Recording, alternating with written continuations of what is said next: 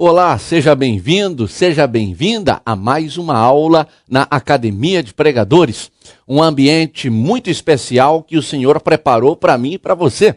Compartilharmos da sua palavra, da realidade teológica, sobretudo numa perspectiva pentecostal, crendo na ação direta do Espírito Santo em nossas vidas.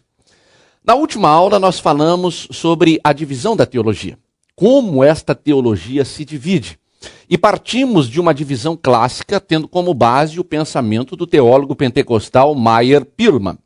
Nós iniciamos a nossa disciplina dentro desta visão, da sua divisão, falando da teologia exegética. Na aula de hoje, nós vamos falar um pouco sobre teologia histórica. Em nossa projeção, você observa que a teologia histórica é também conhecida como história da teologia ou história da doutrina e tem estreita conexão com duas áreas muito importantes, a história da igreja e também a teologia cristã. Indo um pouquinho adiante, já avançando nesta disciplina, eu trouxe um dos livros clássicos da divisão teológica no Brasil, escrito pelo pastor Alderi Souza de Matos. Um dos livros que é bastante conhecido, um livro que vale a pena você adquirir, é um livro pequeno, um volume pequeno, ou seja, tem um custo-benefício excelente. É o livro Fundamentos da Teologia Histórica. O professor Alderi de Souza Matos, que é um grande teólogo e pensador brasileiro, ele diz que a teologia histórica é primordialmente histórica ou é teologia propriamente dita? Por que ele faz esta pergunta? Ele mesmo traz a resposta quando ele diz o seguinte: variam as posições dos autores sobre esta questão, mas não seria incorreto dizer que ela tem estreita e igual conexão com essas duas áreas correlatas. Inicialmente, é necessário considerar como a teologia histórica se encaixa nas subdivisões dos estudos históricos do cristianismo. O que o professor Alderi está dizendo é o seguinte: ele, na verdade, faz uma pergunta. A teologia histórica, ela é uma teologia ou ela deveria pertencer a uma divisão da história propriamente dita? Quando nós olhamos para esta realidade, é importante nós entendermos que as duas coisas estão conectadas entre si. Veja o que o professor Alderi de Matos continua dizendo. Você acompanha na nossa projeção quando ele diz o seguinte: a história da igreja é a mais ampla das disciplinas que tratam do passado cristão. É o estudo da caminhada e do desenvolvimento da igreja através dos séculos, em muitas áreas diferentes: missões e expansão geográfica, culto, liturgia e sacramentos, espiritualidade e vida cristã prática, organização, estrutura e forma de governo, pregação, arquitetura e arte sacra, relacionamento com a sociedade, a cultura e o Estado, e assim sucessivamente. Perceba que o pastor Alderi de Matos, o professor Alderi, ele diz o seguinte: a história da igreja é uma das disciplinas mais amplas que tratam de nosso passado, do passado cristão. Em nossa última aula, eu falei um pouquinho, chamei a atenção dos nossos alunos, de você inclusive, que faz parte da Academia de Pregadores, para um desprezo no que diz respeito à história da igreja. Não só a história denominacional, mas a história da igreja propriamente dita. A história da igreja universal, criada antes da fundação dos séculos, de acordo com a Bíblia Sagrada, inaugurada, estabelecida no dia de Pentecostes e que não vai ter fim. Existe um detalhe muito interessante: as pessoas conseguem identificar a origem da igreja, a fundação da igreja, mas não conseguem identificar o fim da igreja. E isso é simples de ser resolvido porque a igreja não tem fim. A igreja, que é o corpo vivo de Cristo nesta terra, vai ser arrebatada. Quando nós falamos em arrebatamento, nós falamos em uma posição de mudança geográfica. A igreja sai da terra e ocupa um novo espaço geográfico. É por isso que a igreja não tem fim. A igreja não terá fim, porque a igreja será arrebatada e encontrar-se-á com o noivo. Quando nós falamos em teologia histórica, nós estamos falando de uma necessidade de estudarmos o conceito de missões, por exemplo, que o pastor Alderi nos chama a atenção. As missões e a expansão geográfica da igreja. Você conhece a origem do trabalho missionário? Você sabe qual é o significado bíblico da expressão missão? Você conhece a Missio Dei? Você já ouviu falar em missão de Deus para os homens? Veja que isto tudo faz parte da história da igreja. Isto tudo faz parte dessa disciplina ampla que trata do passado da igreja. Como eu vou convencer as pessoas a fazerem missões na igreja que eu sou membro, se nem eu sei a origem dessas missões? Se nem eu sei as bases bíblicas para se fazer missões? Se nem eu conheço como foi o desenvolvimento da igreja através do trabalho missionário ao longo da sua história? O pastor Alderi chama a atenção que o estudo do culto, o que significa cultuar a Deus? Muitas pessoas não sabem o que significa isso. Confundem o culto com a apresentação de uma reunião que junta crentes. Aqui eu quero falar uma coisa que eu não poderia, eu estava esperando a hora para nós chegarmos nessa aula para falar sobre isso. Você já ouviu alguma pessoa criticando um culto? Certamente você não só ouviu, como você já criticou algum culto que você participou. Você já viu que às vezes tem gente que no término do culto ele chega para a gente e diz assim, o culto de hoje não foi muito bom não. Não gostei muito do culto não. Pregador muito fraquinho. Os hinos que foram cantados, tudo antigo. Só cantam esses hinos aqui na igreja, tanta coisa linda para cantar, e vai embora murmurando, criticando o culto. Perceba que se o culto foi ruim para você ou para alguém, a culpa é sua. A culpa é de alguém que achou que o culto foi ruim. Porque culto é uma coisa que a gente oferece. Culto significa oferecer, trazer alguma coisa para uma divindade. Quando eu cultuo a Deus, eu parto do pressuposto que eu já trouxe alguma coisa antes de estar no templo para oferecer ao Senhor. Se o culto foi ruim, é porque aquilo que eu trouxe não foi bom. Se o culto foi ruim, é porque aquilo que eu trouxe não prestou. Se o culto não foi muito bom, não significa que o pastor estava ruim, os corais, os conjuntos, a apresentação do culto estava ruim. É porque eu não fui bom o suficiente para oferecer uma coisa boa para o meu Deus. A teologia histórica trata justamente disso. O que é o culto? Qual o significado do culto? As pessoas tratam a igreja hoje como supermercado. Elas vão ao supermercado, elas andam nos corredores e começam a escolher produtos. E à medida que elas vão escolhendo esses produtos, elas colocam dentro de um carrinho e vão embora com as coisas que interessam para ela. Se você vai no mercado para comprar 10 pães, você vai direto ao corredor que vende pão, coloca pão e vai embora. Mas no mercado tem pão, no mercado tem carne, no mercado tem macarrão, no mercado tem verdura, no mercado tem fruta, no mercado tem água, no mercado tem produtos de higiene, tem produtos de limpeza. Mas eu vou no mercado, compro o que eu quero e vou embora, pago e vou embora. Na igreja as pessoas estão tratando o Senhor como um supermercado. Não sabe o que é culto, não sabe como ele foi estabelecido na palavra de Deus. Liturgia. Quantas vezes eu vou nas redes sociais e vejo os crentes descendo o cajado nas liturgias dos nossos cultos? Estão engessando a igreja, estão impedindo que o Espírito Santo haja com liberdade na nossa igreja. Então preste atenção, o Espírito Santo é organizado. O Espírito Santo não é um sujeito desorganizado que trabalha fora de ordem, não. Culto tem que ter horário para começar, horário para terminar. Culto tem que dar espaço para pregação. Não é deixar o povo em pé lá 3 horas e dar 15 minutos para o pregador. Culto precisa ter liturgia. E a teologia histórica vai nos ajudar a entender que liturgia é um processo que sempre esteve presente no pensamento de Deus. Deus é organizado, o Espírito Santo do Senhor é organizadíssimo. O professor Alderi, ele fala também que essa teologia nos ajuda a entender a espiritualidade, a entender os princípios da prática de uma vida cristã, nos ajuda a entender a organização e as formas de governo da igreja.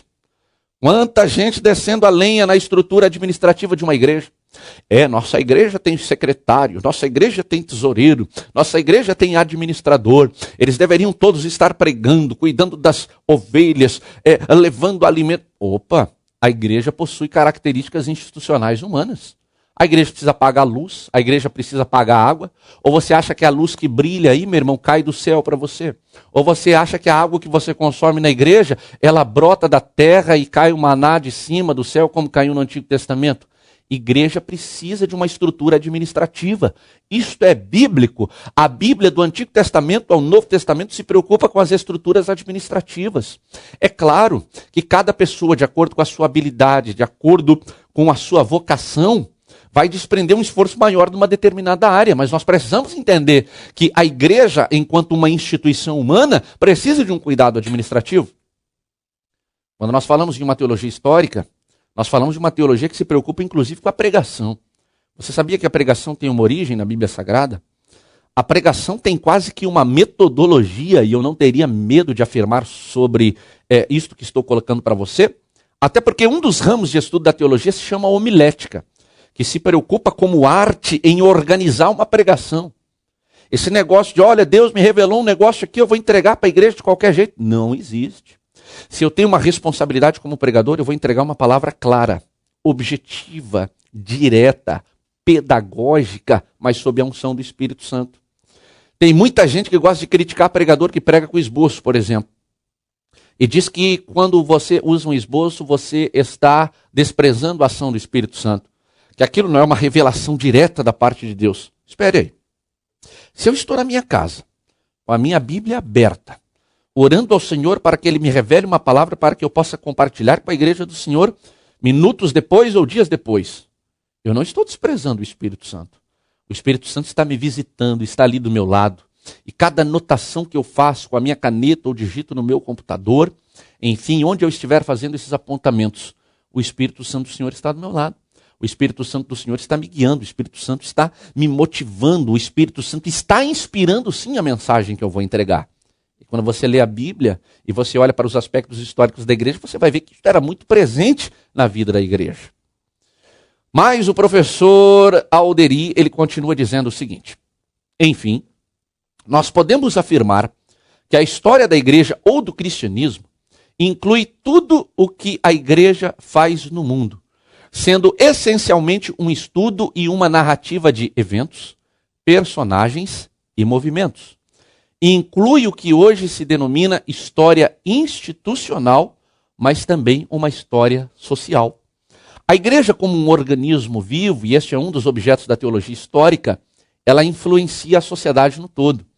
E um dos motivos da existência da igreja existir de fato é que ela realmente seja sal e luz. Ela realmente influencia a sociedade que ela está presente. No momento em que nós estamos preparando estas aulas do curso médio aqui na Academia de Pregadores, a nossa nação, a nação brasileira, está enfrentando alguns desafios e algumas dificuldades na área econômica. Estamos enfrentando um grande número na área de desemprego. Nós estamos vivendo um momento de instabilidade política muito grande na nossa nação. Nós estamos vivendo grandes manifestações sociais que já duram aproximadamente 3 anos ininterruptos, neste momento em que nós estamos gravando este curso médio na Academia de Pregadores. E as pessoas têm me perguntado, e alguns irmãos na igreja têm me perguntado o seguinte: pastor, vale a pena nós irmos para as ruas do Brasil, levantarmos cartazes, gritarmos palavras de ordem contra o governo, protestarmos contra as injustiças sociais, protestarmos contra esta desordem econômica, uma desordem em todas as áreas da nossa nação? Eu digo o seguinte: no exercício pleno de uma cidadania, você não é proibido de manifestar a sua cidadania, inclusive de forma pública. Mas eu tenho dito para os nossos irmãos o seguinte: tem muito mais validade a igreja do Senhor se reunir, e a igreja, a partir da sua reunião, da sua comunhão, dobrar os joelhos e clamar a Deus por uma resposta para esta nação, do que sairmos pelas ruas batendo panelas, batendo latas e gritando contra as estruturas de poder que se formaram em nossa nação. Alguém me diz: mas Eliel, isso não funciona. Se eu passar a acreditar que isso não funciona, eu estou dizendo o seguinte: vamos fechar as nossas Bíblias, vamos fechar as portas da nossa igreja, porque a nossa religião não serve para nada. A teologia histórica, ela aponta a influência que a igreja exerceu na história, o papel que a igreja exerceu no decorrer da sua existência, como a igreja influenciou governos, como a igreja influenciou a filosofia, como a igreja influencia a construção do processo teológico. Isto tudo você analisa na teologia histórica. Mas o professor Alderi, ele continua dizendo o seguinte, e você pode acompanhar em nossa projeção: todavia, a história da igreja, além de analisar a prática da igreja, também aborda o seu pensamento, ou seja, aquilo que ela ensina. É importante que a teologia histórica, ela vai te dar ferramentas, ela vai te dar suporte para você analisar o que a igreja ensinou ao longo da sua história. Você vai perceber, por exemplo, que o ensinamento bíblico no decorrer da história se modificou. Muitas coisas aconteceram nesta evolução histórica. O movimento protestante, que nós vamos rapidamente falar sobre ele ainda nesta disciplina de introdução à teologia, é fruto de uma interpretação e de um dinamismo desta interpretação da própria igreja. As releituras que são feitas do pensamento da igreja.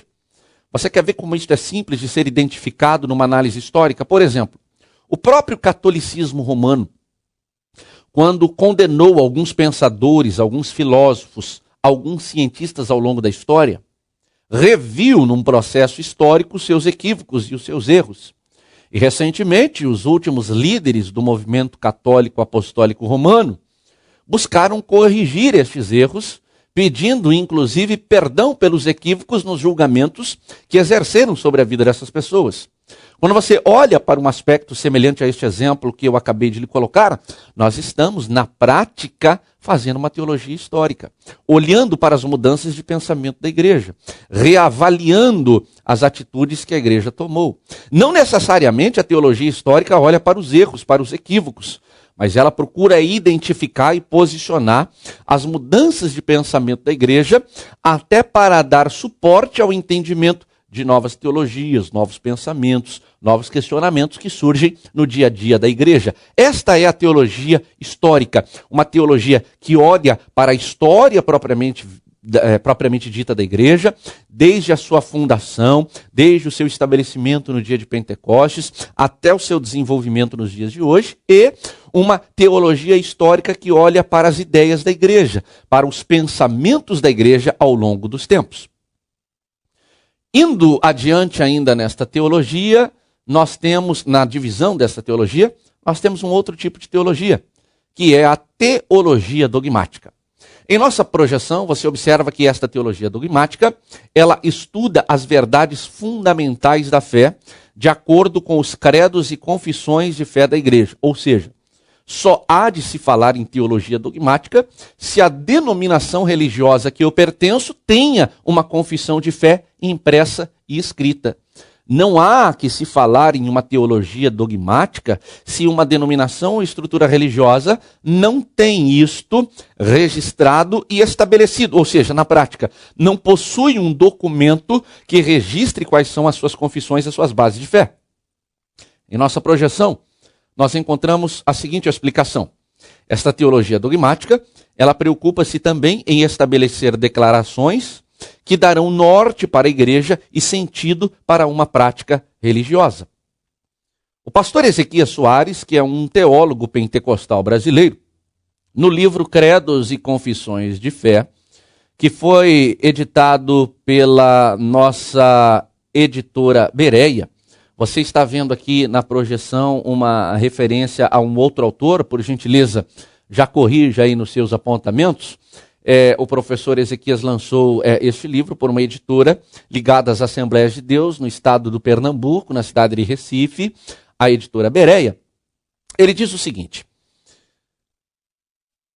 os credos são uma interpretação precisa e autorizada das Escrituras. Ele diz o seguinte: são documentos que têm por objetivo sintetizar as doutrinas essenciais do cristianismo para facilitar as confissões públicas e defender das heresias o pensamento cristão. O que o pastor Ezequias está querendo nos dizer com essas palavras aqui? Muito simples, ele é muito direto. Uma igreja, uma estrutura denominacional, obrigatoriamente precisa ter um documento explicando cada ponto essencial. Por exemplo, uma confissão de fé, ela precisa dizer se aquela igreja acredita na Trindade.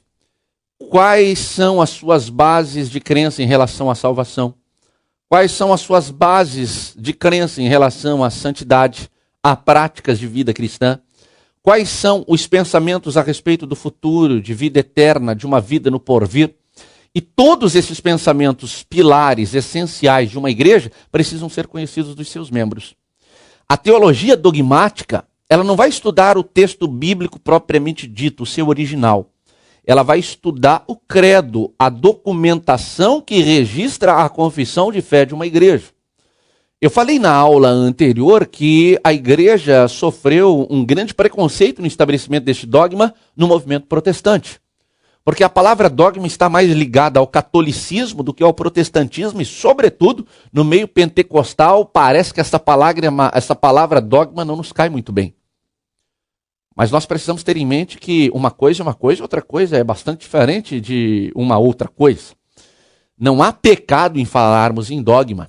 Se você acha que o dogma é uma palavra muito agressiva, você pode usar tantos outros termos, as bases de fé, as confissões de fé, o nosso credo, a denominação que eu faço parte, que é a Assembleia de Deus, chama de cremos. E este cremos é o documento oficial, por exemplo, das Assembleias de Deus no Brasil, que registram o seu pensamento a respeito das verdades essenciais da Bíblia Sagrada. Quando nós falamos em uma construção de credo, nós precisamos nos voltar para 3 funções das confissões de fé. E um dos documentos muito interessantes que nos falam a respeito destas confissões de fé, para os protestantes, é do escritor Mark Noll. O Mark Noll diz o seguinte na projeção que você tem à sua disposição. Elas eram declarações autorizadas da fé cristã, que entesouravam as novas ideias dos reformadores, sem abandonar formas que também pudessem fornecer instrução regular para os fiéis mais humildes.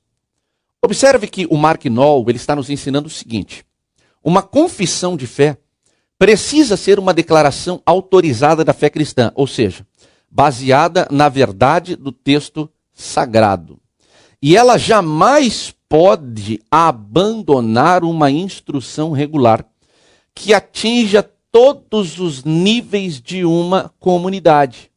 Ou seja, quando eu faço uma interpretação do texto sagrado, desde o membro mais simples daquela denominação até o membro com a maior formação educacional, precisam entender na mesma profundidade esta interpretação bíblica que eu estou compartilhando com esta igreja. A confissão de fé, ela precisa ser objetiva. Ela não pode ser complexa, porque ela precisa ser entendida por todas. O Mark Noll ele também nos diz o seguinte: ela deve erguer um estandarte em redor do qual uma comunidade local podia cerrar fileiras, tornando claras as diferenças com os oponentes.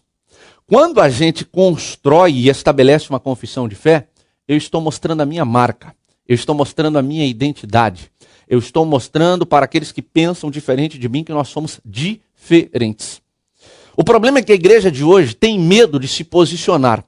A igreja de hoje parece que recua porque ela quer agradar a todos.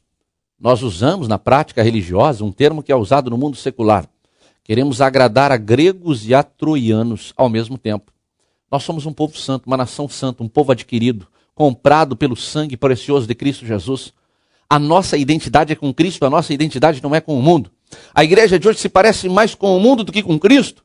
Nós estamos cada vez mais próximos. As pessoas entram na igreja, as pessoas nem precisam entrar na igreja, as pessoas olham para nós e não conseguem identificar mais diferença nenhuma na maioria das vezes. A cada dia as nossas músicas são mais parecidas com as músicas do mundo. Os nossos discursos são cada vez mais parecidos com os discursos do mundo. O nosso comportamento é cada vez mais parecido com o comportamento do mundo. Quer ver um exemplo? Crente que protesta contra a realidade política da sua nação e do seu país, contra a corrupção. Mas se ele for pego numa blitz ou numa fiscalização policial, ele não pensa 2 vezes ao oferecer uma nota de 50, uma nota de 100 reais para a autoridade policial, que deveria lhe multar naquele momento, agindo de forma corrupta como o mundo age na sua normalidade. A confissão de fé mostra as nossas diferenças. É uma bandeira que grita bem alto: aqui nós somos de Cristo. O nosso general é Cristo. As nossas bases, a nossa constituição, a nossa regra de fé tem como fundamento a Cristo. E as pessoas precisam conhecer aquilo que nós cremos, aquilo que nós pregamos, aquilo que nós morremos pela sua causa. Eu tenho vergonha quando eu estou perto de algum crente, de algum cristão, que ele é questionado ou lhe perguntado alguma coisa essencial da sua fé e ele não consegue responder. Quando nós somos interpelados por doutrinas contrárias à nossa, por exemplo, não querendo ser antiético ou atacar qualquer outra forma de pensamento, mas apenas pontuando diferenças de posições interpretativas da Bíblia Sagrada. Quando nós somos questionados pelas testemunhas de Jeová ou pelos mórmons, uma atividade que acontece em todo o mundo, Eu vejo muitos cristãos evangélicos, protestantes, brasileiros, pentecostais, com dificuldade de defender suas bases de fé. Ficam sem argumentos, ficam preocupados porque não conseguem entregar a resposta para essas pessoas. Sabe por que isso acontece? Ele não sabe sequer no que ele acredita. Ele não sabe quais são as bases elementares da sua vida que se manifestam no seu comportamento cristão. Chegou a hora de nós termos a clara responsabilidade de conhecermos e estabelecermos as nossas bases de fé e compartilharmos com a igreja do Senhor o que nós cremos. Na prática, nós deveríamos subir nos púlpitos das nossas igrejas e ensinar os nossos crentes sobre os credos, sobre as nossas crenças essenciais, sobre as bases de fé. Os crentes precisavam saber mais sobre a Trindade. Os crentes precisavam saber mais sobre a contemporaneidade dos dons espirituais. Os crentes deveriam ser ensinados mais sobre a volta de Jesus e sobre o arrebatamento da igreja, mas não são ensinados porque se tornaram nossos clientes, que nós os comandamos em cima dos nossos púlpitos.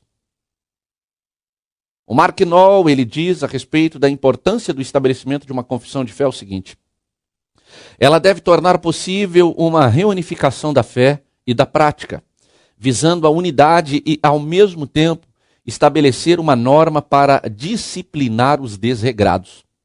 A igreja no Brasil está crescendo, que bênção. A igreja do Senhor está expandindo, que maravilha. Mas eu confesso para você que às vezes eu olho com um certo ceticismo para este crescimento da igreja. A igreja está crescendo porque os filhos da igreja vão dando continuidade a ela. A igreja vai crescendo num processo de inchaço. Esses dias eu vi um colega dizendo que maravilha, Eliel, em cada esquina do Brasil tem uma igreja. Eu disse, isso não é maravilha. Isso significa que a cada dia mais nós estamos nos dividindo mais e mais. E este discurso furado de alguns que diz, é muito melhor nós termos uma igreja aberta do que um bar aberto. É muito melhor em cada esquina de cada rua desta nação nós termos uma igreja. Não, isso não é verdade. Me perdoe discordar de quem pensa dessa maneira. Eu não estou defendendo que bares tenham que estar abertos. Pelo amor de Deus, não é isso que eu estou querendo dizer para você. Eu estou querendo dizer que o número de igrejas que se abrem a cada dia no Brasil mostra que nós brasileiros, ou independente da nação que você está nos assistindo nesse momento, nós estamos nos dividindo a cada dia mais. A igreja está crescendo num processo de inchaço e divisão que poucos têm a coragem de reconhecer. Você tem toda a liberdade de discordar de mim, eu não sou o dono, eu não tenho uma verdade absoluta, a verdade absoluta, única e exclusiva está na Bíblia Sagrada, mas é o que eu penso. E eu estou sendo sincero, estou sendo honesto. Eu não vim lhe enrolar com um discurso retórico neste curso médio em teologia. Quando nós falamos da necessidade de um estabelecimento de uma bandeira confessional de fé, nós estamos dizendo que nós temos uma norma e que esta norma nos disciplina, esta norma nos faz pensar iguais e esta norma vai produzir muito menos divisões do que poderiam acontecer. Uma outra divisão dentro do processo clássico da divisão da teologia é a teologia bíblica. A teologia bíblica, ela traça o progresso da verdade através dos diversos livros da Bíblia. O Russell Norman Champlin, ele nos diz o seguinte em relação a esta realidade. É uma atividade, a teologia bíblica, cuja finalidade é esclarecer os temas e as ideias da Bíblia sem os pressupostos que, inevitavelmente, dão um certo colorido às interpretações particulares. Em outras palavras, diz ele, trata-se da tentativa de determinar o que a Bíblia realmente ensina, mesmo que os resultados sejam embaraçosos para o estudioso e sua denominação. Essa atividade, na verdade, embaraça todas as denominações cuja própria existência depende da distorção de certos ensinos da Bíblia. O Russell Norman Champlin está dizendo, em outras palavras, o seguinte: a teologia bíblica ela se preocupa essencialmente com o texto propriamente dito da Bíblia. E ela não permite acomodações às realidades locais, às realidades regionais, à contemporaneidade da história da humanidade. Mas ele continua dizendo o seguinte: dentro da teologia bíblica, há uma tentativa para articular a significação teológica da Bíblia como um todo. E isso é uma tarefa quase impossível, porque a Bíblia não é um livro homogêneo, conforme as pessoas gostam de acreditar. Não obstante, a tentativa resulta em pontos positivos a despeito de seu inevitável fracasso. Ele também nos diz o seguinte: a tentativa de construir um completo sistema teológico, mediante o uso da Bíblia como única fonte informativa, isso tem sido tentado por muitos evangélicos fundamentalistas e conservadores. Também foi tentado por Karl Barth e sua neo-ortodoxia. ou pelos grupos protestantes que aprovam a rejeição das tradições eclesiásticas dos pais da igreja e dos concílias como autoridade, conforme fez Lutero. O Norman Champlin, ainda falando sobre esta teologia bíblica, disse o seguinte: o pressuposto é que todos os autores da Bíblia concordam em seus pontos de vista fundamentais e, juntamente com exposições de ideias, pretendem descobrir exatamente quais eram os pontos de vista daqueles autores sagrados. Eu diria que este tipo de teologia é um tipo da teologia que dá bastante trabalho, porque você precisa ler a Bíblia, meditar na Bíblia por diversas vezes. Não é aquela leitura apenas para você ter um controle estatístico de leituras bíblicas. Me permita abrir um rápido parênteses para falar sobre isso. No mundo pentecostal, nós somos megalomaníacos. Nós gostamos das coisas grandes. Nós nos impressionamos com os volumes, com os números gigantescos. E você encontra muitas pessoas que dizem: olha, eu já li a Bíblia tantas vezes, milhares de vezes, dezenas de vezes, centenas de vezes. Enfim, já li a Bíblia tantas vezes. Apenas para colocar um quadrinho lá no seu escritório ou na sala da sua casa, para dizer para as pessoas que chegaram lá: olha, eu já li a Bíblia 15 vezes, eu já li a Bíblia 10 vezes, eu já li a Bíblia 20 vezes. Eu não estou dizendo para você que você precisa ler poucas vezes a Bíblia, de forma alguma. Quanto mais vezes você puder ler a Bíblia, vai ser melhor para você. Agora, eu preciso ler essa Bíblia e entender o que eu estou lendo. Não adianta eu ler essa Bíblia só para chegar no culto do dia 31 de dezembro e testemunhar no culto de passagem de ano: olha, meus irmãos, eu acabei de ler a Bíblia mais uma vez. Não, isso é ter controle estatístico de leitura. Nós somos desafiados na teologia bíblica a lermos a palavra de Deus, a lermos o texto propriamente dito, interpretarmos esse texto e entendermos o ponto de vista de cada um de seus autores. São aproximadamente 40 autores do texto sagrado, são praticamente 40 homens que foram inspirados por Deus e pelo seu Santo Espírito para compor esta mensagem, que é a revelação de Deus para o homem. A teologia bíblica requer uma paciência, ela requer um tempo muito relevante na minha e na sua vida. Mas quando nós olhamos ainda para a divisão da teologia, nós chegamos na teologia sistemática. Ou seja, a teologia que é mais conhecida de todos nós. Em nossa projeção, nós dizemos o seguinte em relação a esta teologia: a teologia sistemática não examina cada livro da Bíblia separadamente, mas procura juntar em um todo coerente o que toda a Escritura afirma sobre dado tópico. Eu trouxe um exemplo na nossa aula anterior, por exemplo, da angelologia e também sobre a escatologia. E nós falamos na aula passada, por exemplo, que não é só o livro do Apocalipse que fala sobre os eventos escatológicos. Mateus, a carta de Paulo aos Tessalonicenses, o livro de Daniel, enfim, outros livros da Bíblia tratam dos eventos escatológicos.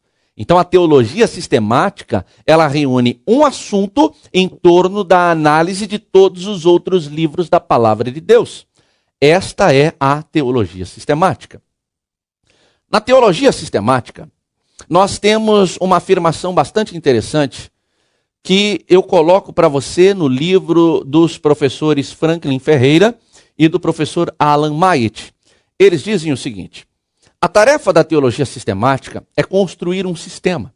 A teologia sistemática trata das doutrinas da Bíblia através do exame do que a Bíblia inteira diz sobre aquela doutrina e a comunicação das suas conclusões. Também, a teologia sistemática mostra como as doutrinas da Bíblia se relacionam logicamente. Então, a partir de dados da Bíblia, uma cosmovisão é construída. Esta cosmovisão abrange todas as áreas da vida que são tocadas pela própria Bíblia.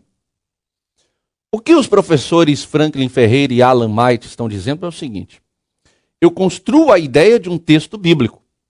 E a própria Bíblia vai me dar o fundamento, vai me dar as palavras para a construção dos argumentos em defesa da existência, da realidade e dos propósitos daquele evento descrito na Bíblia Sagrada. Isto é teologia sistemática. Isto facilita muito na hora da pregação, por exemplo. Você já percebeu que tem pregadores despreparados que acham desnecessário estudar a Bíblia? Ele vai ter uma revelação instantânea ali no púlpito. Ele começa a pregar a palavra de Deus, ele começa lá no livro de Gênesis. Ele tem mais ou menos de 30 a 40 minutos para pregar. Ele fala de Gênesis, ele fala dos livros históricos, ele fala das poesias da Bíblia, ele fala dos profetas maiores e menores, ele fala dos evangelhos, ele fala dos livros doutrinários, das cartas pastorais, ele fala de Apocalipse, ele fala de tudo e não fala nada ao mesmo tempo. É frustrante você estar no culto e chegar no término do culto e perguntar para o irmão que está do seu lado: sobre o que mesmo o pregador quis falar essa noite para nós? É ruim quando a gente sai sem entender exatamente qual foi o assunto abordado. A teologia sistemática nos ajuda muito nesse sentido, no momento da construção de um esboço, no momento da construção de uma mensagem. Se eu vou falar sobre amor naquele dia, vamos falar sobre amor.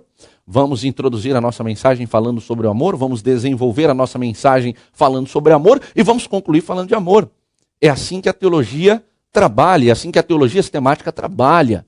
Se eu vou falar sobre Cristo, vamos pegar todos os livros da Bíblia, dentro do tempo que nós temos para falar sobre isso, vamos pegar as principais passagens bíblicas que apontam, que falam sobre a vida de Cristo, e vamos ensinar o povo sobre Cristo.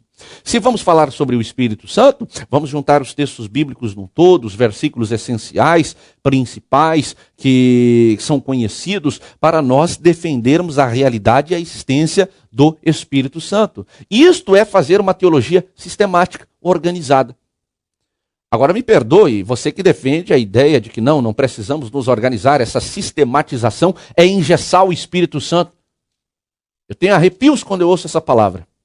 Porque, na verdade, nós não estamos engessando o Espírito Santo. Pelo contrário, o Espírito Santo é um ser organizado.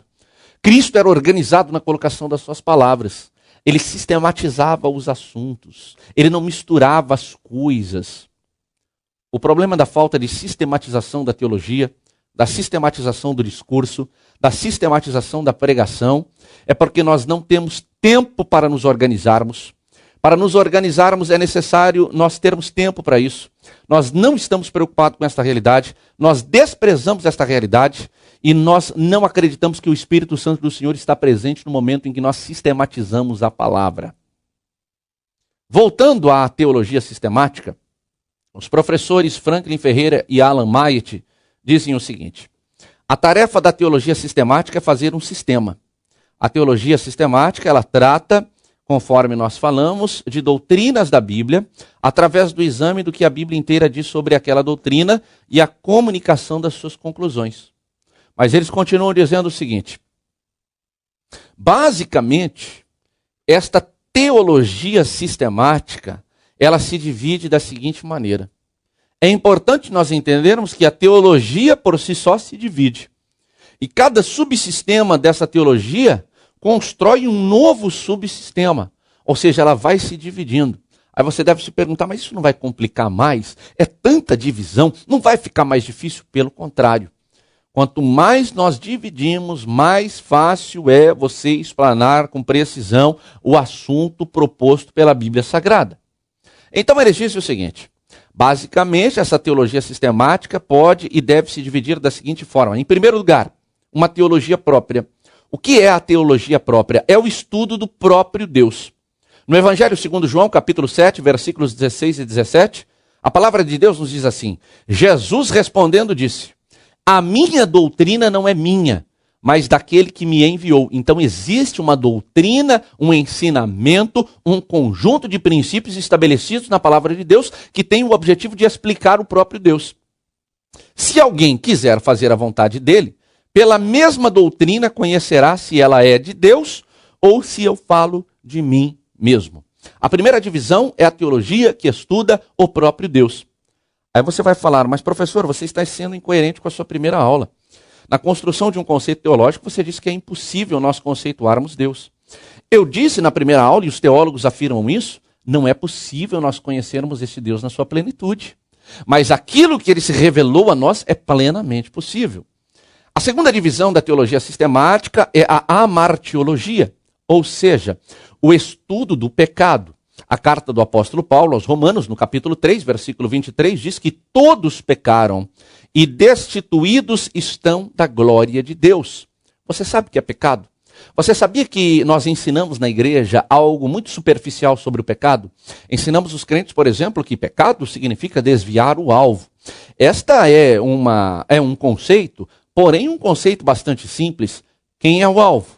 Como estabelecemos o alvo? O que significa estar desviado de um alvo? Quais as consequências do pecado? Onde ele foi originado? Como vivermos em santidade? A martiologia vai ser a ferramenta que vai permitir você a trazer todas essas respostas. A terceira divisão da teologia sistemática é a soteriologia, que é o estudo da salvação. Com base na carta do apóstolo Paulo aos Romanos, no capítulo 3, versículo 24, sendo justificados gratuitamente pela sua graça, pela redenção que há em Cristo Jesus. Nós vamos estudar a salvação. Você sabia que existe uma diferença no processo de perdão de pecados no Antigo Testamento para o Novo Testamento? Que existe uma diferenciação desses conceitos de forma muito significativa? E salvação? Somos salvos do quê? Mediante o quê? De que forma atingimos a salvação? A soteriologia vai te trazer essa resposta.